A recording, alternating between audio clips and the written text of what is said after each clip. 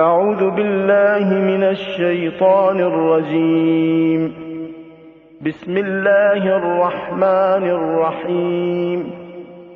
الحمد لله رب العالمين الرحمن الرحيم مالك يوم الدين إياك نعبد وإياك نستعين اهدنا الصراط المستقيم صراط الذين أنعمت عليهم غير المغضوب عليهم ولا الضالين.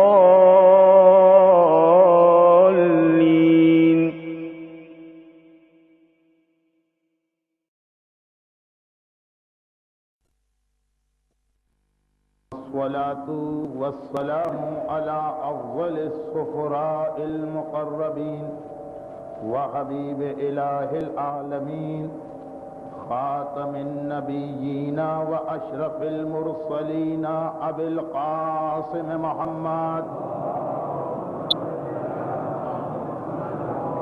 وآله وأهل بيته وإطرته الطيبين الطاهرين ولعنة الله على أعدائهم أجمعين.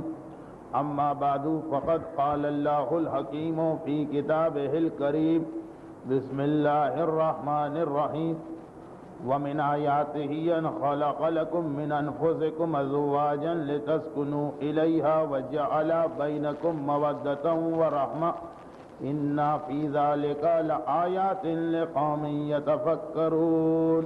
صلوات.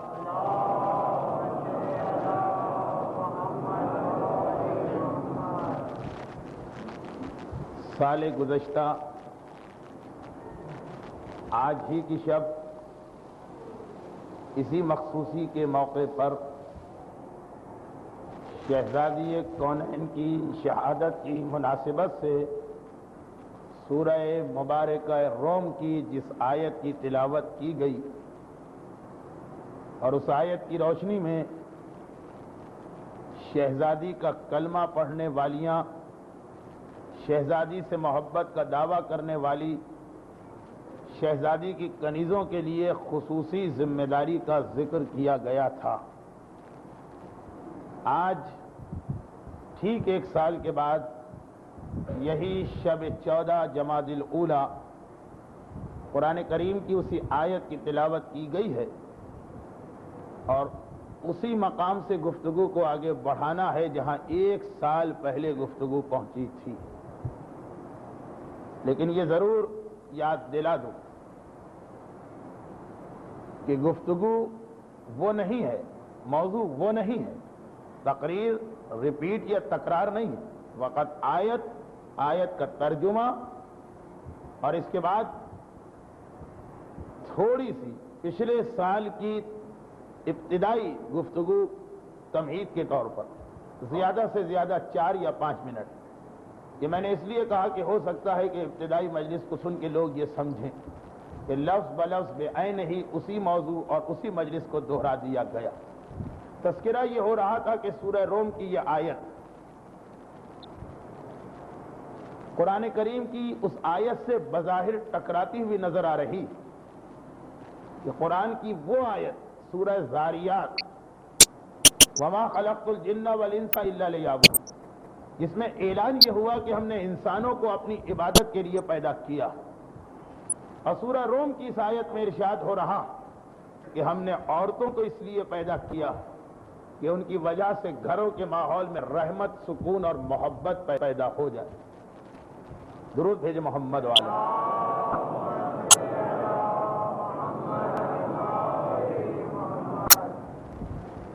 تو اس وقت یہ سوال پیش کیا گیا تھا کہ کیا قرآن کی یہ آیتیں آپس میں ٹکرا رہی؟ کیا ان آیات پروردگار میں کوئی تعارض ہے؟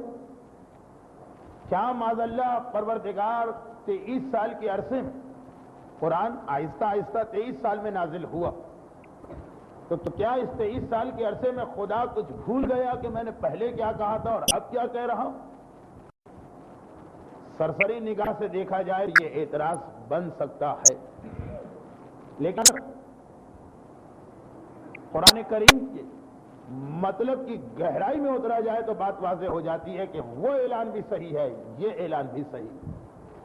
وہ اعلان کہ انسان عبادت کے لیے پیدا ہو، یہ اعلان کہ عورت اپنے گھر کی چہار دیواری کی حد تک محبت اور سکون اور تسکین کے لیے پیدا کی گئی، دونوں صحیح۔ اس لیے کہ اسلام نے لفظ عبادت، اللہ نے کہا میری عبادت، لیکن لفظ عبادت کا ہر شخص کے مطلب الگ مفہوم اور الگ ذمہ داری قرار دی۔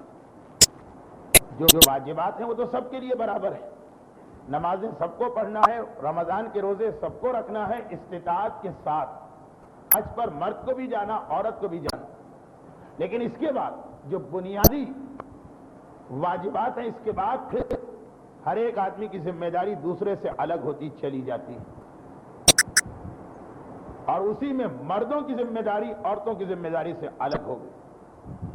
عورت کی ذمہ داری قرار پائی کہ تمہیں گھر کے ماحول، گھر کی اس چہار دیواری اسلام کے لیے ایک ایسا قلعہ بنانا، ایک ایسا محاذ بنانا، ایک ایسا یہاں کارخانہ لگانا کہ جس سے اسلام بڑھتا چلا جائے، پھیلتا چلا جائے۔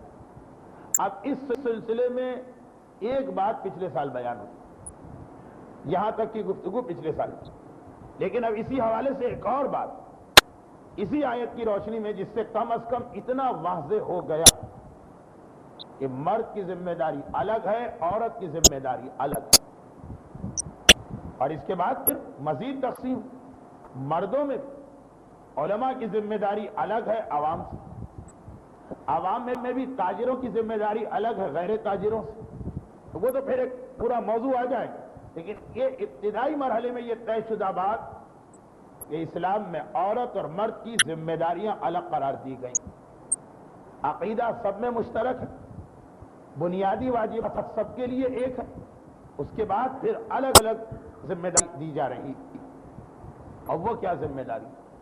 اس سے پہلے ایک ذرا سی خشک گفتگو، لیکن آپ کی توجہ رہے تو اہم موضوع کے اختتام تک پہنچنا، اور وہ یہ کہ ہمارا عقیدہ ہے کہ اللہ علیم بھی ہے، حکیم بھی ہے، علم بھی رکھتا ہے، حکمت بھی رکھتا ہے، یہ دو الگ چیزیں، نالج الگ چیز، وزڈم الگ چیز۔ اگر بغیر وزڈم کے نالج تو آدمی گمراہ ہو جاتا۔ اللہ علیم بھی ہے، حکیم بھی ہے، تو کیا معاذ اللہ یہ کہیں توہین پروردگار نہ ہو جائے؟ کیا یہ ایک چھوٹی سی بات اللہ کو نہیں معلوم جو ہم اور آپ روزانہ جس کا ایکسپیرینس کرتے ہیں؟ اور وہ کیا بات؟ وہ یہ بات کہ جو آدمی جتنا زیادہ خالی ہوتا ہے، فارغ ہوتا ہے، جس کے پاس ٹائم زیادہ فری ہوتا ہے، وہ پھر زیادہ تر الٹی سیدھی حرکتیں اور گناہ کے راستے پہ نکل جاتا۔ 100 میں ایک ہوگا، 500 میں ایک ہوگا کہ جس کے پاس وقت ہے اور وہ اپنے وقت کو ویسٹ نہیں کر رہا حرام میں، عبادت کی طرف آ جائے، بہت کم ہوگا۔ جو تھوڑا بہت ہم کو نظر آ جاتا ہے وہ اس لیے نہیں کہ بھائی ایک آدمی کے پاس ٹائم فری ہو گیا تو وہ اب عبادت کر رہا ہے، اس لیے نہیں کہ اسے عبادت کا شوق۔ یہ وہ لوگ ہوتے ہیں جو بڑھاپے میں اس منزل پہ پہنچ جاتے ہیں کہ اب گناہ کرنا بھی چاہیں تو گناہ نہیں کر سکتے۔ نہج بلاغہ میں میرے مولا کا ایک فرمان ہے کہ بعض لوگ اس لیے معصوم بن جاتے ہیں کہ ان کو گناہ کرنے کا چانس ہی نہیں ملتا۔ وہ تو ایک الگ بات ہو کہ ایک آدمی اندھا ہے تو وہ متقی بن جائے کہ میں نے کسی نامحرم عورت کو کبھی نہیں دیکھا، یہ تم تو دیکھ ہی نہیں سکتے۔ ایک آدمی بہرا ہے تو وہ فخر کے ساتھ کہے نہ میں نے کبھی گانا سنا، نہ کبھی میں نے کسی کی غیبت سنی۔ بھئی تمہارے پاس تو کان ہی نہیں ہے، تم سننا بھی چاہو غیبت تو کیسے سنو گے؟ تمہارے سامنے تو کوئی تلاوت قرآن کرے اور کوئی آدمی گالم گلوچ کرے، تمہارے لیے تو دونوں برابر۔ بہرے آدمی کا کمال یہ نہیں کہ وہ غیبت نہیں سنتا، اس کا کمال یہ ہے کہ وہ غیبت نہیں کرتا، جو زبان اس کے پاس ہے اس میں دیکھا جائے کہ وہ کون سا گناہ نہیں کر رہا۔ میرا مولا کہتا ہے کہ ایک وہ لوگ ہوتے ہیں اس لیے متقی بن جاتے ہیں کہ ان کے پاس گناہ کا چانس نہیں، چنانچہ عمر ایسی آ گئی، گناہ کے لیے بھی بہرحال جسم میں طاقت چاہیے، ہر آدمی کے بس کی بات نہیں ہے گناہ کرنا۔ جب بیمار ہو جائے آدمی، جب آنکھیں کمزور، جب کانوں کی طاقت کمزور، جب جسمانی طاقت کمزور، ان کو چھوڑ دیجیے۔ عام حالات میں ایک نارمل انسان ہزاروں میں ایک ملے گا کہ اس کے پاس ٹائم ہی ٹائم ہو، وہ فری ہو، اور پھر وہ اس ٹائم کو اسلام کے لیے استعمال کرے۔ 1000 میں ایک، 999 گناہ کے راستے میں چلے جائیں۔ یہ ہمارے اور آپ کے سامنے کی بات ہے۔ فارسی میں اس کے لیے محاورہ ہے کہ خانہ خالی رات دیو نہیں گیرت، اگر گھر کو بھی خالی رکھو تو اس میں جن بھوت اور دیو آ جاتے ہیں۔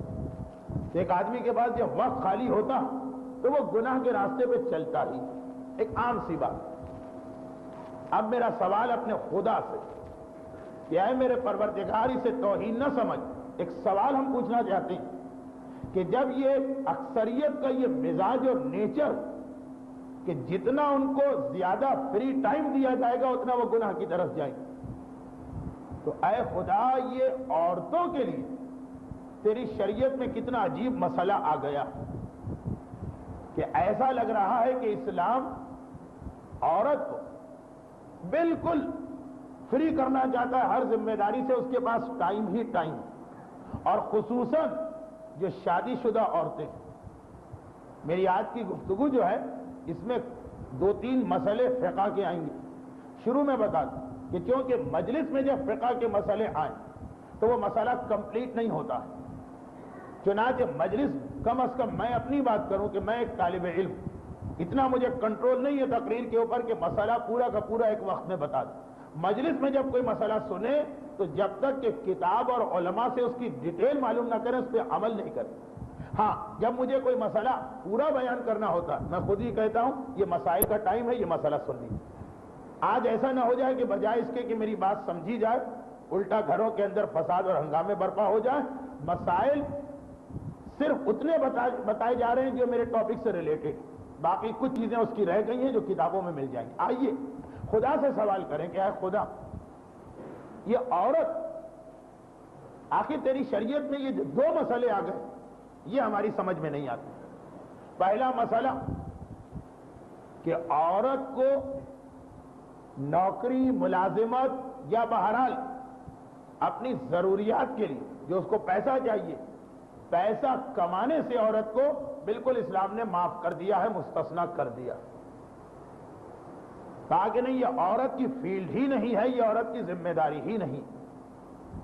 یہ عورت کو اللہ نے اس لیے نہیں بنایا کہ وہ نوکریاں کرتے پھرے، وہ ٹائپنگ سیکھتی پھرے، وہ ریسپشن کے اوپر بیٹھ جائے، وہ ایڈورٹائز میں آ کے لوگوں کو اٹریکٹ کرے۔ یہ اس کی زندگی نہیں ہے، اس کے لیے توہین اور انسلٹ۔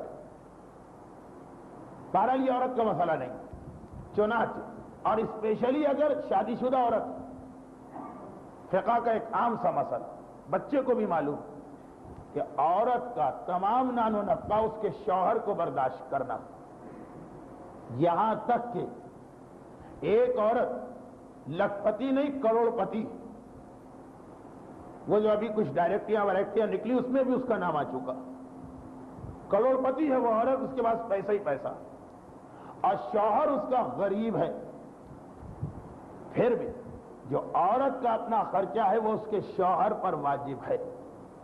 عورت کے پاس خود اتنا پیسہ ہے، میکے سے ملا، باپ کی میراث میں ملا، کوئی بزنس وغیرہ ہے، اتنا پیسہ کہ اس کے لیے کھانا، اس کے لیے لباس، اس کے لیے مکان کوئی پرابلم نہیں، بلکہ وہ دوسروں کو یہ چیزیں دے سکتی ہے اور دیتی ہے، غریبوں کو، بیواؤں کو، یتیموں کو، پھر بھی اس کا اپنا خرچہ اس کے شوہر پر واجب۔ شوہر غریب ہے پھر بھی واجب، یعنی سال 2 سال 3 سال شوہر پرابلم میں رہا، اتنے پیسے نہیں تھے کہ وہ اپنی بیوی کا خرچہ پورا کرتا، بیوی کا تو گزارا اچھے طریقے سے ہو رہا، شوہر اسے کیا کھلائے گا جو وہ اپنے پیسے سے بہترین کھانے کھا رہی، شوہر اس کے لیے کیا مکان کا انتظام کرے گا جو محل اس نے اپنے پیسے سے بنائے، مگر اس کا خرچہ شوہر پر۔ جتنے عرصے شوہر یہ خرچہ نہ دے سکے، یہ قرضہ ہے جو شوہر کو ادا کرنا ہے فیوچر میں۔ اب بعد میں شوہر کی حالت بہتر ہو گئی، پیسہ آ گیا، اس نے جس سے لون لیے تھے اپنی پریشانی کے زمانے میں سب کو جا کے واپس کر رہا، ساتھ میں ایک تھینک یو بھی کہتا جا رہا، بہت شکریہ کہ آپ نے اس وقت میری مدد کی۔ مگر یہ جن لوگوں کو یہ سب کو قرضے واپس کر رہا، جو اگرچہ پاکستان میں نہیں ہوتا ہے لیکن میں ایک مثال بتا رہا ہوں، وہ سب کو قرضے واپس کر رہا، لیکن بھول جائے گا وہ بھی کہ شرعاً جن جن لوگوں کو قرضہ اسے واپس کرنا اس میں اس کی بیوی بھی شامل، جو 6 مہینے اگر یہ شوہر کرائسس میں رہا اور بیوی کا خرچہ نہیں دے سکا تو کھانے کا، لباس کا، مکان کا خرچہ شوہر پر واجب ہے، وہ اس کو بعد میں ادا کرنا ہے۔ ایون اگر یہ مسئلے کو کسی نے اس پر غور نہیں کیا اور شوہر کا انتقال ہو گیا تو اس کی جائیداد میں سے، ہر مرنے والے کے مال میں سے پہلے قرضے دیے جاتے ہیں، تو ان قرضوں میں یہ بیوی کا قرضہ بھی شامل ہے۔ اب تقریریں سن کر لوگوں کو اتنا تو معلوم ہو گیا ہے کہ بیوی کے قرضوں میں مہر ہے جو پہلے نکلے گا شوہر کے مال میں سے، لیکن یہ نان و نفقے میں بھی اگر کوئی کمی رہی، چاہے بیوی کو کوئی پرابلم نہ ہوا، اس کا گزارا ہو گیا، شوہر پر واجب کہ وہ یہ قرضہ ادا کر دے۔ اب وہ ایک الگ بات ہے کہ بیوی معاف کر دے، معاف میں تو مسئلہ ہی الگ ہے۔ تو شوہر اتنا مسئلہ کہ بیوی کا انتقال ہو گیا، کروڑ پتی عورت، شوہر غریب بھیک مانگ کے لوگوں سے بھیک مانگ کے اپنا گزارا کرتا، بیوی کا کفن شوہر کو لا کے دینا، چاہے بیوی کی پوری ٹیکسٹائل انڈسٹری ہو اور مل چل رہی ہو، وہ ساری دنیا کو کفن سپلائی کرتی، لیکن اس کا اپنا کفن اس کے غریب شوہر پر واجب ہے، کیونکہ یہ نان و نفقے کا ایک جز ہے۔ اچھا، میں آپ کو زیادہ ان ٹیکنیکل باتوں میں نہیں لے جانا چاہتا ہوں، تو آپ اچھا اور مسئلہ، شوہر بیچارہ معذور ہو گیا، کام کاج نہیں کر سکتا، پھر بھی بیوی پہ واجب نہیں ہے کہ کوئی نوکری کرے، محنت کرے، مزدوری کرے اور اپنا خرچہ اٹھائے۔ شوہر کی بات تو چھوڑیں، شوہر کا خرچہ تو واجب، اپنا پھر بھی خرچہ واجب نہیں، وہ شوہر ہی کو دینا۔ اب آگے آپ کے سوال ہوں گے کہ شوہر کیسے دے، تو یہ تو مجلس کا ٹاپک نہیں ہے، یہ مسائل کا ٹاپک، جیسا کہ میں نے کہا کہ تفصیل میں نہیں جا رہا ہوں۔ اور یہی جواب امام معصوم نے بھی دیا جب راوی نے جا کے وہ سوال کیا، جو ہماری پڑھی لکھی عورتیں اور اپنے آپ کو مردوں کے برابر سمجھنے والی عورتیں اور کہنے والی کہ ہم گاڑی کا دوسرا پہیا، شوہر بیوی گاڑی کے 2 پہیے، ایک وہ ہے تو ایک پہیا ہم، جو اس قسم کی باتیں کرنے والی عورتیں اکثر ایک اعتراض کرتی کہ اسلام نے یہ کیا حکم لگایا کہ اگر کسی آدمی کا انتقال ہو تو اس کی بیٹی کو 1 حصہ ملے گا، اس کے بیٹے کو 2 حصے ملیں گے، عورت کا حصہ آدھا کیوں ہے؟ ہم تو بالکل مردوں کے برابر ہیں، ایک پہیا ہے گاڑی کا، ہمارے بغیر گاڑی چل نہیں سکتی، تو یہ آدھا حصہ ہم کو کیوں دیا جا رہا؟ یہ سوال اس وقت تک صحیح جب تک عورت کہے کہ میں سمجھنے کے لیے سوال کر رہی اور میری سمجھ میں آئی یا نہ، عمل تو میں حکم خدا پہ کروں، لیکن بہرحال ذرا ذہن کو بھی سیٹسفیکشن ملے، وہاں تک سوال میں حرج نہیں۔ یہی سوال کسی نے جا کے امام سے کیا، بہت ہی مشہور روایت، مولا مردوں کو ڈبل حصہ اللہ نے کیوں دیا؟ تو امام کا جواب ہر ایک کو یاد ہے، امام نے فرمایا اس لیے کہ عورت کو جو کچھ دیا گیا وہ بھی ایک طرح سمجھ لیجئے کہ اس کے لیے ایک زائد چیز ہے، ایک سرپلس، اس لیے کہ عورت کو جو بھی ملا اس پہ کوئی ذمہ داری ہے ہی نہیں، نہ اسے اپنا خرچہ اٹھانا، نہ اسے اپنے شوہر کا خرچہ اٹھانا، نہ نارمل سرکمسٹانسز میں اپنی اولاد کا خرچہ اٹھانا۔ مرد بظاہر تو یہ لگ رہا ہے کہ اسے آپ نے ڈبل دے دی، مگر یہ بھی تو دیکھ، اس پر اپنا بوجھ، اس پر اپنی اولاد کا بوجھ، اس پر اپنی بیوی کا بوجھ، اس پہ اپنے والدین کا بوجھ۔ نفقہ اقارب کی بحث ہے کہ اس میں عورت ہے یا نہیں، لیکن بہرحال معصوم کا بھی جواب یہ کہ عورت کا تو کوئی خرچہ ہی نہیں، اس کا سارا خرچہ جو ہے وہ اس کا شوہر ادا کرے گا۔ اچھا، اب ایک طرف ہم نے دیکھا کہ مسئلہ کیا بنا کہ جب عورت کے لیے کوئی ضرورت ہی نہیں ہے پیسے کی، تو گویا نوکری کرنا، تجارت کرنا، یہ سب عورت کے لیے معاف ہے۔ ہاں، مجھے معلوم ہے کہ آپ کہیں گے ہمارے مجتہدین فتویٰ دیتے ہیں کہ اگر حجاب کے ساتھ کوئی عورت نوکری کرنا چاہے تو جائز ہے۔ نہیں، وہ جائز الگ چیز، یہ کسی نے نہیں کہا کہ مستحب یا ثواب، نہیں، اجازت ہے، لیکن بہرحال وہ جو کچھ بھی کر رہی اسلام کے اعتبار سے اس کی ضرورت نہیں تھی، اس کا سارا خرچہ اس کے شوہر کو برداشت کرنا تھا۔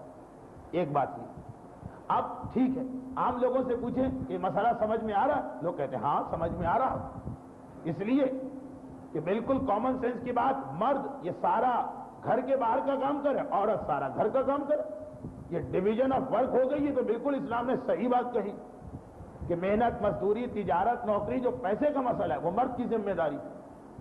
وہ وزیر خزانہ، عورت وزیر داخلہ ہے، وہ پورے گھر کے نظام کو سنبھالے گی. لیکن نہیں، اس کے بعد ایک مسئلہ اور آتا، اور وہ یہ، میں یہ مسئلہ عام حالت میں نہیں بتاتا، لیکن اس مجمع کو یہ مسئلہ مجھ سے زیادہ پتہ چل گیا، کیونکہ ہر مجتہد نے، چاہے وہ آغا بروجردی ہو، چاہے وہ آغا حکیم ہو، چاہے وہ امام خمینی ہو، چاہے وہ آغا خوئی ہو، چاہے وہ آغا گلپائگانی، توضیح میں اس مسئلے کو لکھا ہے اور اس کتاب کا اردو ترجمہ ہو چکا ہے. اس لیے مسئلہ ہر ایک کے علم میں، اور وہ یہ کہ عورت پر گھر کے کام کاج بھی واجب نہیں، اور شوہر کو حق نہیں ہے کہ بیوی کو مجبور کرے کہ گھر کے کام کرو.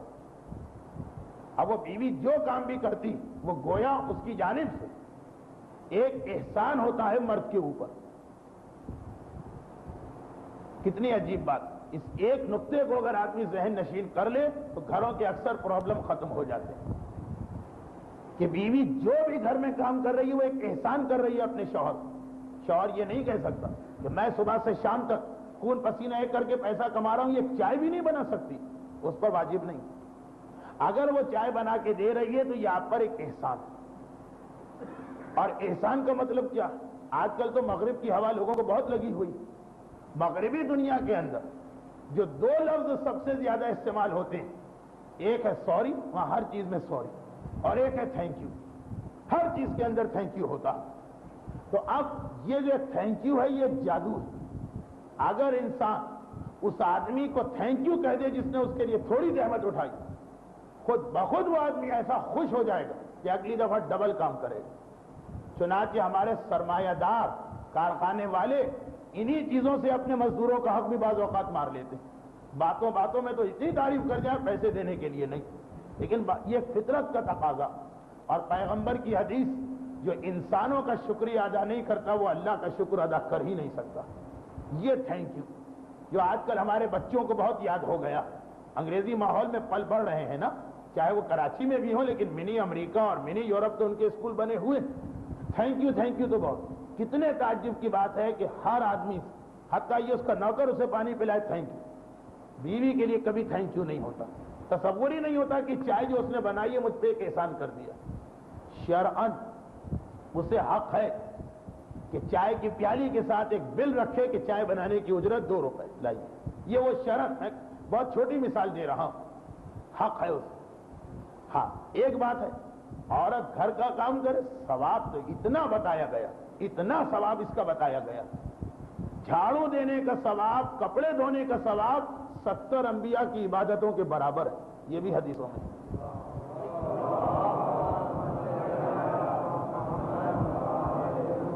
مردوں کا مسئلہ تھا نا، اس لیے درود بھیج دیا گیا. عورت کو گھر کے ان کاموں کا ثواب بہت زیادہ بتایا گیا. اور یہیں پہ ایک فرق ہو گئی کہ عورت کے لیے گھر کے کام واجب نہیں، عورت کے لیے نوکری واجب نہیں. مگر یہ دونوں برابر نہیں. گھر کے کام واجب نہیں، لیکن اگر گھر کے کام کرے تو ثواب ملے گا. سنت ہے، مستحب ہے اکثر علماء کے نزدیک، خصوصاً جو لوگ التسامح فی ادلۃ السنن کے قائل، ان مراجع کے نزدیک ثواب. اور نوکری اگر کرے تو واجب نہیں تھی لیکن مستحب بھی نہیں. بس ایک جائز کام ہے، عام کام ہے، مباح کام کرے چاہے نہ کرے کوئی حرج نہیں. ہاں مرد جو نوکری کرتا ہے وہ مستحب، اس کا ثواب، بلکہ کبھی واجب. القاد علی عیالہ کالمجاہد فی سبیل اللہ، اپنے گھر والوں کو رزق حلال دلوانے کے لیے جو دوڑ دھوپ کرتا اس کا ثواب راہ خدا کے مجاہد کے برابر. معصوم ارشاد فرما رہے ہیں کہ جو آدمی صبح سے شام تک رزق حلال کے لیے کوشش کر رہا، وہ 1 سال کے روزے اور 1 سال کی سنت نماز سے زیادہ اللہ اس کو ثواب دلوا رہا. امام کا ارشاد ہے القاسب حبیب اللہ، جو محنت و مزدوری کرتا ہے وہ حبیب خدا.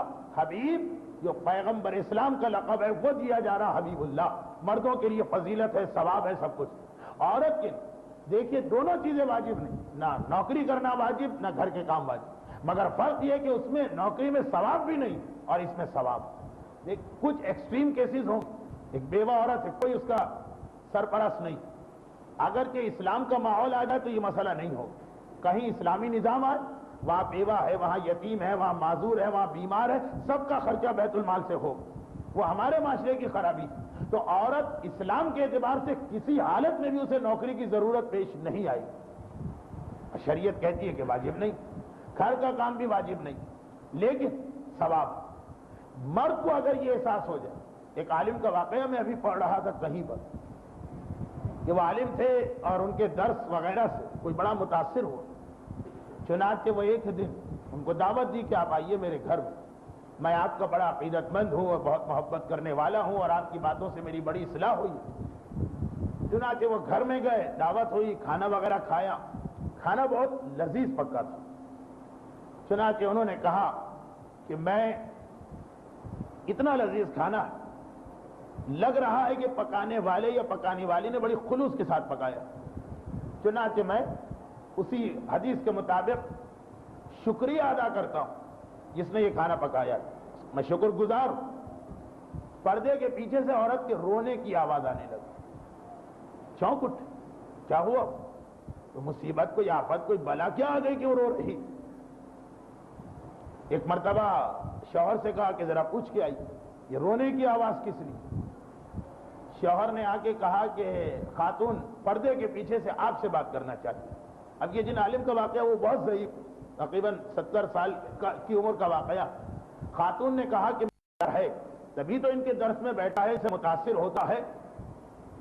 دیندار، میں اس لیے دیندار نہیں کہہ رہا ہوں کہ اس نے ایک عالم کو کھانا کھلایا کہ آپ کہیں واہ یہ تو دینداری کی عجیب نشانی آپ نے بتائی، نہیں، اس کا درس سے متاثر ہونا. لیکن بیوی کہتی میں 20 سال 25 سال میری شادی کو ہو گئے اور میں اسی طرح کھانا پکاتی.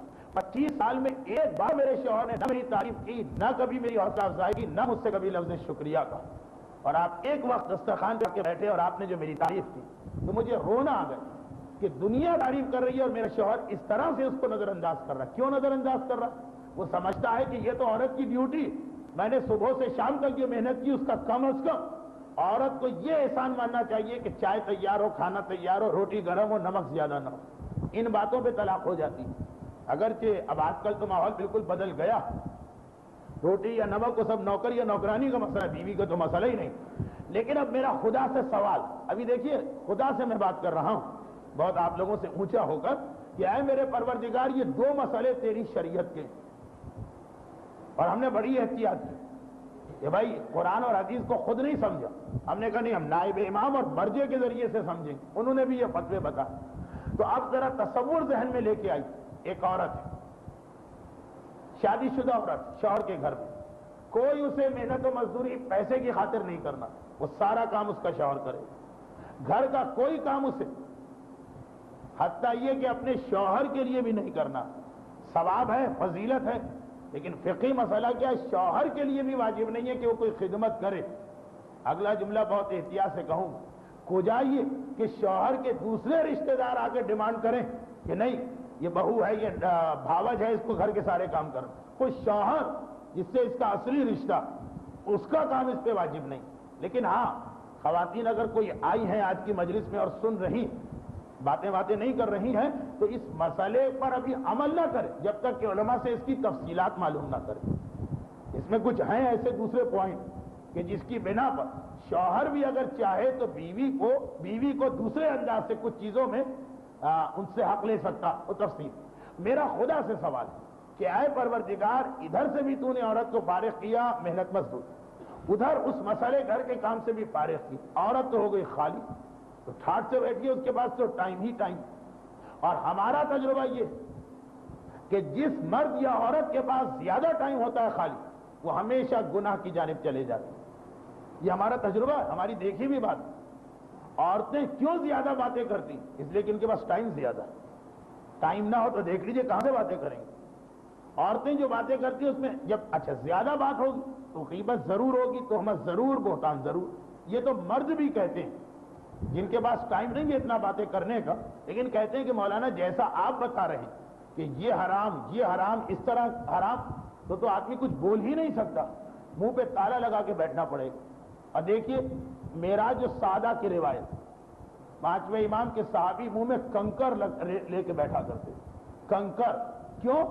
اتنا امام معصوم نے زبان کے گناہ سے ڈرایا کہ وہ خود اپنے بارے میں ڈرتے تھے کہ ہماری زبان کہیں ہمارے قابو سے باہر نہ نکل جائے. منہ میں کنکر لو تاکہ زبان خالی ہی نہ رہے. جب ضروری بات بولنا ہوگی کنکر نکال کے بولیں گے، پھر کنکر رکھ لیں گے. یہ جو معراج السعادت میں ملا احمد نراقی نے روایت نقل کی، اس کتاب کا اردو ترجمہ بھی ہے، گجراتی ترجمہ بھی ہے۔ اس کا مطلب یہ کہ اتنا زیادہ ڈرایا گیا ہے زبان کے گناہ سے۔ خواتین یہ گناہ زیادہ کیوں کرتی؟ اور یہ صرف میں نہیں کہہ رہا ہوں، رسول کہہ رہے ہیں۔ جب معراج کا سفر کر کے رسول واپس آئے تو کسی نے پوچھا تھا کہ اللہ کے رسول، جنت جہنم سب کا پیغمبر نے بحیثیت ایک حاکم کے دورہ کیا، تو آپ نے جہنم میں کس کو زیادہ پایا؟ کہا میں نے عورتوں کو زیادہ پایا۔ اچھا، اب وجہ بھی پوچھی کہ عورتوں کو کیوں زیادہ پایا؟ جو بڑے بڑے گناہ ہیں وہ تو زیادہ مرد کرتے ہیں۔ کہا صرف دو وجوہات سے، ایک شوہر کی خدمت نہ کرنا، دوسرا اپنی زبان پہ قابو نہ پانا۔ میری امت کی عورت ان دو گناہوں پہ قابو پالے، اکثریت جو جہنم میں جا رہے ہیں وہ جہنم میں نہیں جائیں۔ تو پیغمبر نے بھی یہی فرمایا، زبان۔ لیکن عورتیں اتنا کیوں بولتی کہ پھر گناہ ہو جاتے؟ وقت ہے ان کے پاس۔ چنانچہ جب کوئی عورت گھر سے باہر نکل کے دوڑ دھوپ کرنے لگتی، پھر خود بخود اس کا بولنا بھی کم ہوتا ہے، غیبت بھی کم ہوتی۔ لوگ کہتے ہیں جی وہ ذرا کلچرڈ اور سویلائز اور پڑھی لکھی عورت۔ جی یہ مسئلہ نہیں، ٹائم اس کے پاس کم ہو گیا، ورنہ وہ بولنے میں دوسروں سے کم نہیں۔ وہ فطری بات، جتنا زیادہ ٹائم ہوگا آفیسز میں جائیے، جہاں پہ کوئی کام نہیں ہے وہاں دیکھیے دن بھر گپ شپ جاری ہے۔ واقعی بات ہے، ٹائم ہے تو انسان گناہ کرے۔ اور دیکھیے میں ایک مثال اور دے کے آپ کو وہاں تک لے جاؤں، ابھی تک تو آپ پریشان ہوں گے کہ یہ بات ہو کیا رہی، بس اختتام قریب آ گئے۔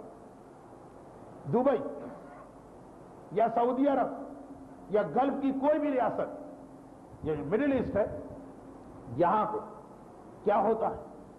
ہر عورت اس سوائے چند کے جو بہت ہی دیندار، روزانہ کم سے کم 2 یا 3 انڈین فلمیں ضرور دیکھا کرتی ہیں روزانہ۔ یہ جو یہاں پر ایک دم سے جنون آیا انڈین فلموں کا، یہ سب وہی دبئی وغیرہ کے ذریعے ضرور دیکھا کرتے۔ اچھا وجہ کیا ہے؟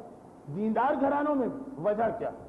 وہاں کی عورتوں کی شکایت یہ ہے، جو پاکستان ہندوستان سے کہیں کہ ٹائم پاس نہیں ہوتا۔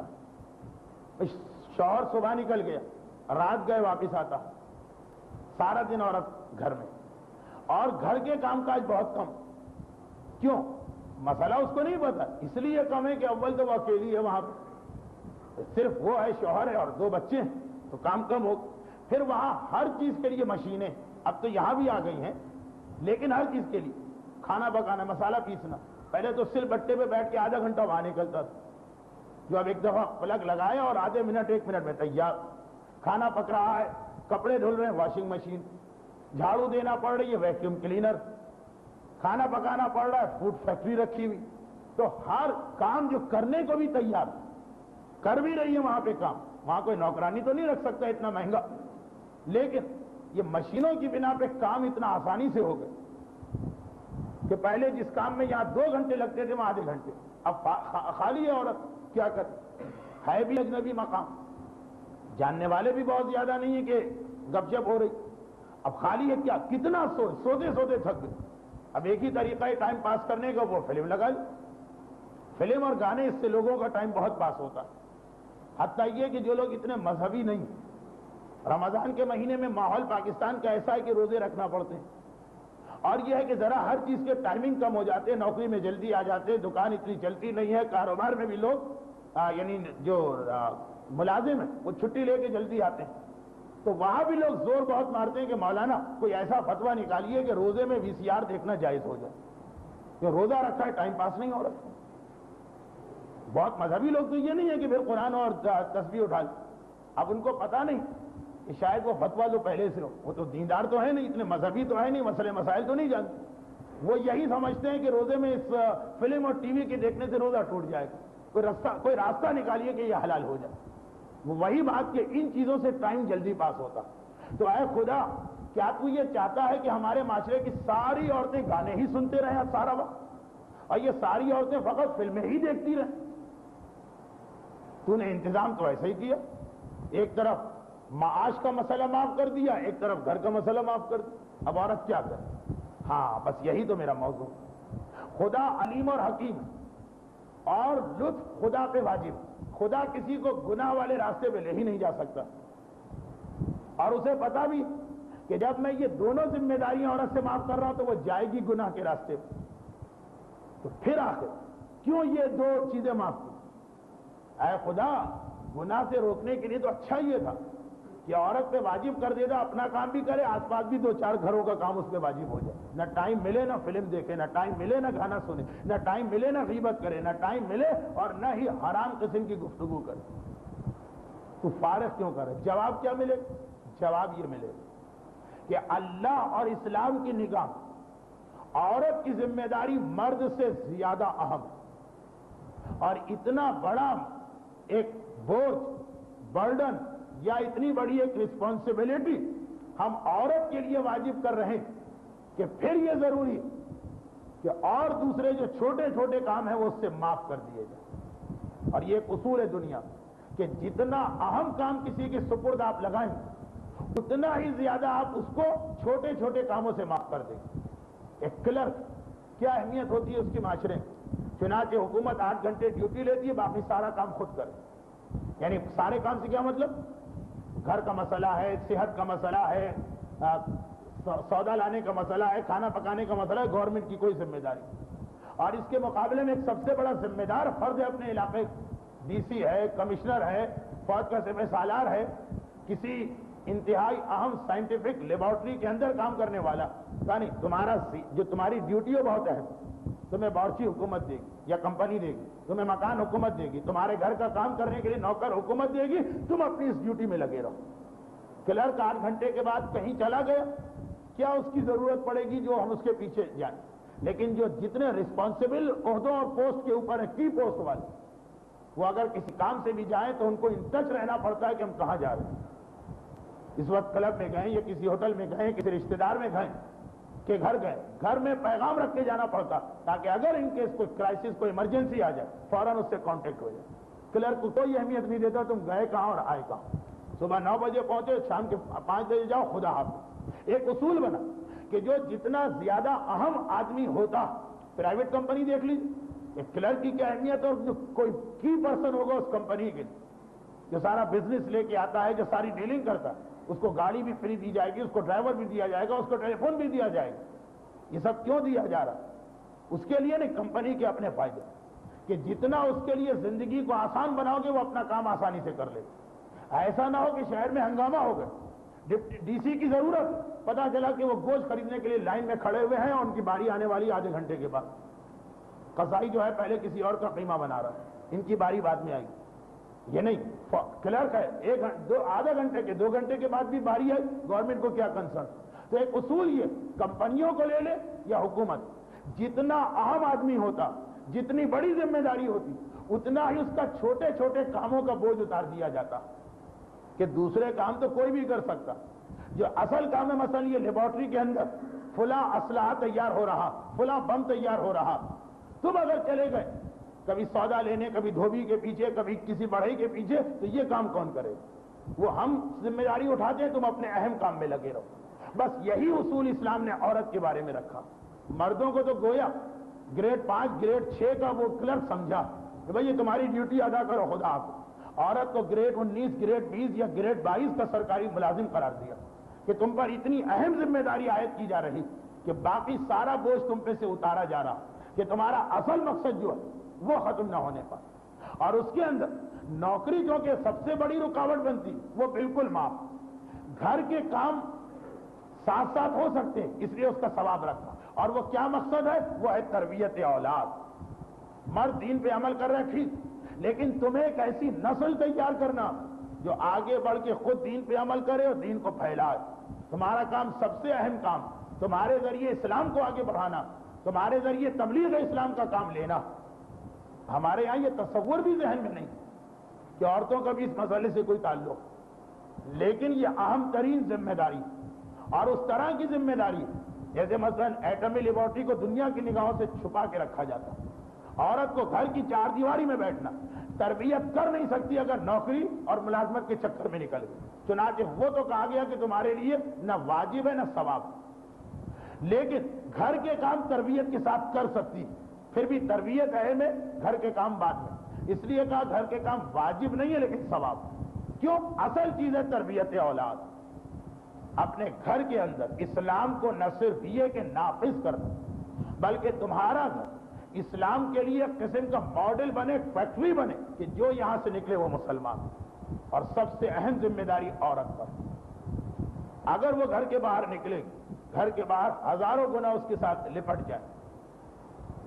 آپ خود دیکھ لیجیے، مجلس میں جانے کے لیے عورت گھر سے باہر نکلتی ہے، چلے نہ نوکری کرنا، نہ ریسپشنسٹ بننا ہے، نہ ٹائپنگ کرنا ہے، نہ لیڈی سیکریٹری بننا، مجلس کے لیے جا رہی۔ یہ تو اسلام میں کوئی غلط بات نہیں، جائز ہے، عدے کے عالم میں جا سکتی، لیکن پھر بھی گناہ ہو جاتے ہیں، راستے ہو جاتے ہیں۔ ایک حجاب کا ہی مسئلہ ایسا، کتنی ہی احتیاط کر، مگر کبھی نامحرم کی نگاہ اس پہ پڑ ہی جاتی، اور ایسا مکمل حجاب کہ گٹوں سے اوپر کلائی بھی نظر نہ آئے، وہ ہماری حجاب والی عورتیں بھی نہیں جانتی۔ جب دین کے کام کے لیے نکلے تو امکان ہے گناہ ہو۔ اور بس میں اب جو جملہ کہہ رہا ہوں اس کے بارے میں یقین سے کہہ رہا ہوں کہ جو اہم ترین گناہوں کو معاف کروانے والی عبادت ہے حج۔ 30 دن کے لیے عورتیں جاتی ہیں پاکستان سے، 40 دن ایک حج تو کرتی ہیں، لیکن ساتھ میں اتنے گناہ ہو جاتے ہیں اسی حجاب کی وجہ سے کہ بعض لوگ جن کو اسلام کے صحیح مسائل نہیں پتہ، میں جانتا ہوں، وہ کہتے ہیں کہ ہم اپنی بیوی کو حج پہ لے ہی نہیں جا رہے فقط اس لیے کہ اس پہ حج واجب نہیں ہے، ایک سنت کام کی وجہ سے دس حرام نہ ہو جائے۔ جب اسلامی عبادتوں میں قدم قدم پہ حرام کا امکان، تو اگر کوئی نوکری کے لیے گئی، کوئی ملازمت کے لیے گئی، تو وہاں تو بالکل 100% یہ ہے کہ 100 نہ صحیح تو 90% ہے کہ گناہ ہو۔ اور تمہیں کرنا ہے تربیت، تمہارا عام کوئی کام نہیں، تربیت۔ اور تربیت کس چیز کا نام؟ آپ نے کہا جی ہم نے ایک نوکرانی رکھ لی، 2000 ہماری تنخواہ ہے، 2500 ہم نوکرانی کو دے دیتے، اور پھر یہ کہ نہیں ملک کے لیے بڑی ترقی ہو رہی ہے اور عورتوں کو بھی کام کرنا، یعنی جتنی تنخواہ ہوتی اس سے زیادہ ایک بیوٹی پارلر میں ختم ہو جاتا۔ لیکن یہ کہ نہیں آج کل دونوں کو کام کرنا چاہیے اور اس کے بغیر گھر نہیں چلتے، وہ خالی وہاں بیوٹی پارلر جانا بند کر دے تو گھر بڑا خوبی سے چلنے لگے، وہ ایک الگ مسئلہ۔ اب بات کیا کہ کہا نہیں ہم اب گھر آ کے اپنی ذمہ داریاں پوری کر لیتے، لیکن دیکھیے جو سب سے اہم بات، عورت کا کام ہے تربیت، اور جو عورت تربیت دے رہی اس میں فقط اولاد پر وہ چیزیں اثر نہیں کر رہی ہیں جو ماں اس کو سکھا رہی ہے، نہیں، جو خود ماں کے اندر گناہ کے اثرات ہیں وہ اولاد میں منتقل ہو جائیں گے۔ ہر ایک کو پتا کہ بچے والی اگر عورت ہے اس زمانے میں کہ جب بچہ ابھی پیدا ہوا ہے، ابتدائی چند ہفتے، ٹھنڈی چیز ماں کھاتی ہے، بیمار اس کا بچہ پڑ جاتا ہے۔ حاملہ عورت نقصان دہ چیز ماں کھاتی ہے، نقصان پہنچتا ہے اس کے بیٹے کو۔ یہ گناہوں کا بھی مسئلہ ہے، خالی یہ مسئلہ نہیں ہے کہ جی ہم آ کے اپنے بچے کو نماز سکھا دیں گے، نہیں، سارا دن جو تم غیبت سن کے آئی، سارا دن جو تم جھوٹ بول کے آئی، سارا دن جو تم بے حجاب مردوں میں بیٹھ کے آئی، گھر میں آ کے بچے کی خاطر تم نے پورے دین پہ عمل کیا، وہ اثرات تمہارے جسم میں ہیں۔ حرام کے اثرات ہوتے ہیں اور بہت دیر تک رہتے ہیں۔ من اکل لقمۃ من حرام، شاید یہ تشریح تو کل ہو، امام نے کہا جو ایک لقمہ حرام کا کھاتا 40 دن اس کی نماز روزہ قبول نہیں، کیونکہ 40 دن حرام کے اثرات اس کے جسم میں۔ تو ماں اور باپ میں ایک فرق، باپ جو گناہ کر رہا اگر وہ اولاد سے چھپ کے کرے، اولاد کے سامنے نہ کرے، تو پھر کم امکان ہے کہ باپ کے گناہ کا اثر اولاد پہ پہنچے، اگرچہ اس میں بھی ہے لیکن کم ہے، کم کی بات، چانسز کم۔ اور ماں جو گناہ کر رہی ہے چاہے اولاد کے سامنے نہ ہو، پھر بھی وہ اثر خود بخود اولاد میں منتقل ہوتا ہے۔ یہی مسئلہ نیکیوں کا ہے۔ یہ واقعہ میں نے یہاں نہیں پڑھا، البتہ اور مجلسوں میں پڑھا ہے، تو شاید کچھ لوگوں کو سنا ہوا لگے۔ بس اس پہ گفتگو ختم، کیونکہ مجھے کل دوپہر کو بھی آپ حضرات کو زحمت دینا ہے، نامکمل موضوع کل مکمل ہو جائے گا۔ آخری چھوٹا سا واقعہ، ہماری تاریخ تشیع بالکل ابتدائی زمانے میں 2 بھائی ایسے گزرے جو بہت ہی عجیب و غریب شخصیت بن گئے۔ ایک بھائی سید مرتضی، عباسی خلیفہ کا ایک وزیر بیمار تھا، ہزاروں منتیں مانی، دوائیں کی، سب کچھ کیا، یہاں تک کہ عباسی خلیفہ کا وزیر ہے، کتنا دشمن ہے اہل بیت، لیکن بیماری وہ چیز ہے کہ مولا کی زری کو جا کے پکڑ لیا کہ مولا مجھے شفا دلوائی۔ خواب میں مولا آئے، کہا جاؤ میرے بیٹے عالم الہدا کے پاس، اس بیٹے کے پاس جو ہدایت کا علم، ہدایت کا پرچم، اس سے جا کے اپنی بیماری کا علاج کرو۔ یہ کس کو میرے مولا نے اپنا بیٹا کہا اور ہدایت کا عالم کہا؟ یہ سید مرتضیٰ مرجع تھے اپنے دور کے، شیخ مفید کے فوراً بعد، شیخ طوسی سے فوراً پہلے، بیچ میں ہندو کے بیچ. اور دوسرے بھائی ہیں سید رضی، جن کا تو ایک کارنامہ ایسا ہے کہ رہتی دنیا تک ان کا نام باقی رہا. یہ نہج البلاغہ مولا کے خطبات یہ کس نے جمع کیے؟ خود مولا یہ کتاب تحریر کر کے نہیں گئے، یہ سید رضی کا صدقہ جاریہ، یہ سارے خطبات جمع کیے اور نہج البلاغہ کمپائل کر کے ہم کو دے دی. یہ دو بھائی نابغہ تھے، جینیس تھے اپنے زمانے کے. اتنے ان کے واقعات اور فضیلتیں کہ اگر میں تفصیل میں گیا تو یہ مجلس 1 گھنٹہ اور طول کھینچ جائے گی، اور میں نہیں جا رہا ہوں. صرف اتنی سی بات کہ یہ لوگ جو اتنا جینیس ثابت ہوئے تو بچپنے ہی میں وہ مرحلے تعلیم کے، یہ اجتہاد کی کلاس میں جا رہے ہیں، ان کو مجتہد بننا. تو تعلیم کے وہ مرحلے جو باقی لوگ 20 سال میں طے کرتے ہیں، انہوں نے 5 سال میں طے کر لی. جب اتنی فاسٹ کسی کی سپیڈ ہو تو وہ کتنی ترقی کرے. یعنی دوسروں کو مجتہد بننے میں 20 سال لگتے ہیں، ان کو 5 سال لگے. اچھا وہ کیوں لگے؟ وہی میرا آج کا موضوع کا آخری حصہ. وہ اس طرح کہ جب انہوں نے اجتہاد کی کلاس شروع کی، ایک دورہ ختم ہوتے ہوتے 15-20 سال لگ جاتے ہیں کبھی کبھار. اجتہاد کی کلاس شروع کی تو ہر چیز اتنی تیزی سے ان کی سمجھ میں آ رہی کہ باقی جو ان جیسے جینیس تھے، ان جیسے، ان کو بھی جو سبق سمجھنے میں 1 ہفتہ لگتا تھا اس کو یہ 1 گھنٹے میں حل کر لیتے. اتنا یہ مسئلہ بڑھ گیا کہ یہ خود پریشان ہو گئے. یعنی اپنی ترقی دیکھ کر یہ خود پریشان کہ ہمارے لیے ہر چیز آسان کیوں؟ اچھا کیوں آسان؟ وہ اس لیے کہ استاد ایک سبق شروع کرتا. استاد کا مطلب اس زمانے کے آغا خوئی امام خمینی، اجتہاد کی کلاس تو وہی لیتے. ابھی ایک سبق شروع کیا کہ آج ہمارا یہ ٹاپک، اور سمجھنے کی ضرورت بھی پیش نہیں، جو وہ پڑھتا جا رہا ہے سب فوری اسی وقت مسئلہ سالو ہو رہا ہے. اب باقی اسٹوڈنٹ تو گھر جا کے 2 دن لگائیں گے اس ایک لیکچر کو سمجھنے، یہ وہی ہاتھ کے ہاتھ سمجھ گئے. کیوں؟ ایسا لگ رہا ہے یہ چیز تو ہم نے پہلے بھی سنی. اکثر ایسا ہوا ہوگا، خصوصاً میرے ساتھ بہت ہوتا کہ آپ نے ایک مجلس سنی، اگلے دن میں نے کہیں 1 میل فاصلے پہ کہیں اور پڑھ، آپ بیٹھے، ابھی میں نے خطبے کے بعد آئے شروع کیا، آپ نے کہی تو سنی. اللہ میرے پڑھنے سے پہلے آپ بتا دیتے ہیں اب یہ پڑھیں گے، اب یہ واقعہ آنے والا، اب یہ قبر کا عذاب آنے والا، اب وہ فلاں کے کوڑے پڑھنے والے، کیونکہ سارا سنا ہوا تو ہاتھ کے ہاتھ وہ مسئلہ حل ہو جاتا. تو ان کو ایسا لگا کہ جو بھی ہمارا استاد شروع کر رہا ہے، الف بے والا استاد نہیں، اجتہاد کی کلاس. آخر ایک دن دونوں گھبرا کے ماں کے پاس آئے. مادر گرامی، ان کی ماں بھی بڑی صاحبہ فضیلت خاتون ہے. مادر گرامی یہ کیا ماجرا، اتنی آسانی سے ہر چیز حل ہو رہی ہے، اپنی ذہانت کی وجہ سے نہیں، ایسا لگ رہا ہے جیسے سنا ہوا. یعنی ایک مثال دے دوں، ایک طالب علم نے میٹرک کر لی، پاس ہو گئی، اس کے بعد وہ کہے نہیں میں دوبارہ اس کو ریپیٹ کرنا چاہ رہا ہوں. اب وہی کورس جو کر چکا، فیل نہیں ہوا، پاس ہو گیا، لیکن پھر کہے کہ دوبارہ کرنا. ہر چیز اس کے لیے کتنی آسان ہو جائے گی. جو کتاب اٹھائے گا پڑھی ہوئی، جو سبق سنے گا استاد کا سنا ہوا، جو لیکچر اٹینڈ کرے گا سب پہلے سے پتا. وہی ان کو لگ رہا. مادر گرامی آخر ایسا کس لیے؟ ہم خود پریشان ہیں. ان کی ماں نے مسکرا کے کہا بیٹا رضی اور بیٹا مرتضیٰ مجھ سے پوچھو اس کی وجہ. اور وہ یہ ہے کہ یہ ساری جو اجتہاد کی کلاسیں، جب تمہارا مرحوم باپ یہ سارے لیکچر خود بھی اٹینڈ کرتا، پھر یہ لیکچر وہ دیے بھی انہوں نے جب وہ خود مجتہد بن گئے، میں پردے کے پیچھے بیٹھ کے سنا کرتی. اور اے مرتضیٰ جب تم میرے شکم میں تھے تب بھی میں آتی رہی، یہ سب سنتی رہی. اور اے رضی جب تم میرے شکم میں تھے تب بھی میں آتی رہی اور یہ سب سنتی رہی. وہ ماں کے پیٹ میں موجود بچوں، ماں کے کان سے جو آوازیں اس کے دماغ میں گئیں، ان آوازوں نے بچوں پہ اثر کیا.